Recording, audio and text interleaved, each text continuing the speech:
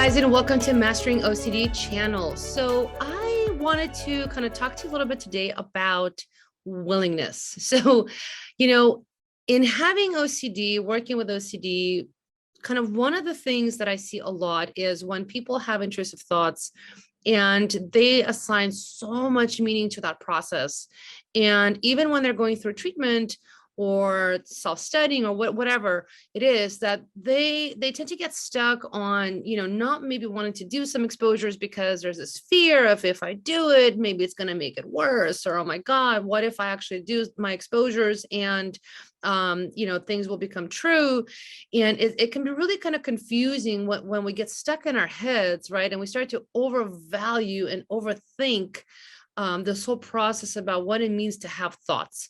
So first of all, having thoughts, it's kind of like the brain's job, right? Like the brain is designed to think. So it is literally doing what it's supposed to be doing. The second thing is that when we're having thoughts, no matter what thoughts we have, we kind of forget and we think that, we only should be having certain kind of thoughts that are more morally acceptable, thoughts that are quote unquote appropriate, thoughts that are nice. But the fact is, I hate to kind of, tell it to you, but I'm going to break kind of the secret here. The reality is that we all have a lot of bunch of random intrusive thoughts. And yes, intrusive. Every human has some random thought that pops in their head. And guess what? They're not always appropriate. The amount of years that I've been in the mental health field, which at this point, I think it's like 14 or 15 years, the amount of things I have heard and witnessed, let me tell you, these ears have heard a whole lot of stuff that if you even heard a quarter of it, you'd think, what? But the truth is, as humans, instead of judging each other for thoughts, let's recognize that we all have a bunch of random wackadoodle thoughts, and that's actually normal. What we always forget to distinguish is that there's a difference when you're having an intrusive thought that's ego dystonic, meaning I don't want to have this, meaning this is not something that I like. It's not at all congruent with who I know myself to be, versus somebody who's having thoughts that give them pleasure and that make them be like, oh yeah, I want that. Those are completely different things that are happening. And I think people confuse the two sometimes. So that's what today on this channel, I really want to clarify this point. So I kind of have a little bit of a pet peeve when people go off about like, oh my gosh, somebody has these bad thoughts about pedophilia OCD. Oh my God, they're horrible. They want to do this. I'm like, hold on. First of all, if you're saying that, that sounds to me like you maybe don't have enough education or understanding on the topic. Second of all, you're jumping to conclusions. And third of all, you're being extremely judgmental. So can we pause for a minute sometimes? And instead of jumping into stuff, how about first ask, do I really grasp this topic and concept that's being discussed? So in OCD, and yes, you might sense a little bit of passion for me coming through this screen or through whatever device you're using to watch. The little bit of the passion that's coming through is because OCD gets so misunderstood, and it literally drives me a little bit nuts when people start to make comments that I think are just inappropriate, because it really just speaks to the fact that you just don't know really what this disorder is. So and I will circle back to willingness. So when we're talking about thoughts, intrusive thoughts that you don't want to have, that pop in your head for whatever reason, right? What we want to be able to do is recognize a thought is a thought, period, end of story. We don't have to assign meaning to every single experience we have or to every thought we have. And when somebody makes a comment like, oh, ew, I can't believe you had that thought, this is the kind of statements that actually make it, makes a person who has OCD feel ashamed to even share this, right? Because they feel they're going to be judged. Because guess what? In society, do any of us want to be judged? No. And if you're the one judging, pause for a second and ask yourself, what if you were judged? Would you like it? Probably not, because none of us like that. So when we're having intrusive thoughts, what I want to normalize is that it's fine and normal to have intrusive thoughts, period, end of story.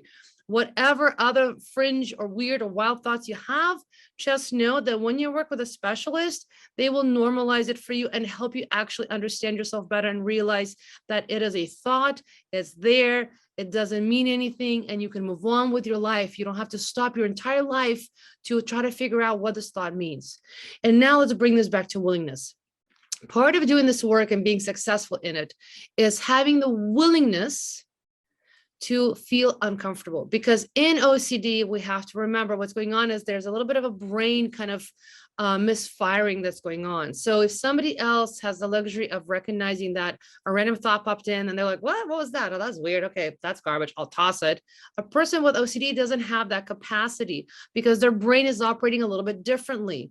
So for a person with OCD, when they have a random weird thought pop in that's uncomfortable for them, they will actually pause and pay attention to it, because that part of their brain that's producing that kind of thought is also triggering another part of the brain that's hitting on that fight and flight response. So they're at the same time having this visceral reaction where they're having like anxiety symptoms, like a rapid heart rate or the racing thoughts, or maybe their stomach is feeling queasy. So they're going to assume and kind of associate that, oh, because I'm having this thought and now I'm having this physiological reaction, that must mean something. So then they're going to be unwilling to go any further with it, because they're going to try to get rid of that experience, because that's normal, right? Any one of us, none of us want to feel weird or uncomfortable or anxious or guilty or ashamed. So we're going to do everything in our power that we know to do to get rid of this. And that's where compulsions come in, right? We repetitively will do things. We'll mentally try to check and review stuff, or we'll physically check, or we will seek reassurance and so on.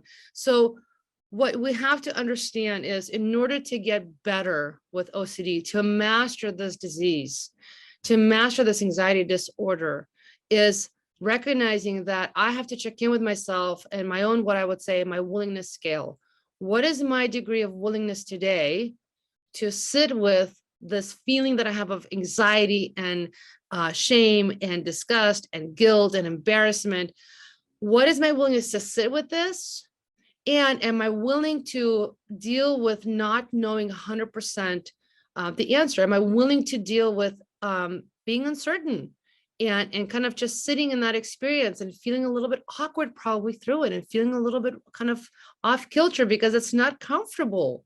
But am I willing to feel that and go through that process, ride that wave, so that I can give my system some time to cool down and recalibrate, so I can start to maybe perceive things a little bit more accurately again, and come back in and realize and recognize what just happened and go, oh, wait a minute, that was a really intense, intrusive thought I had that triggered my anxiety through the roof.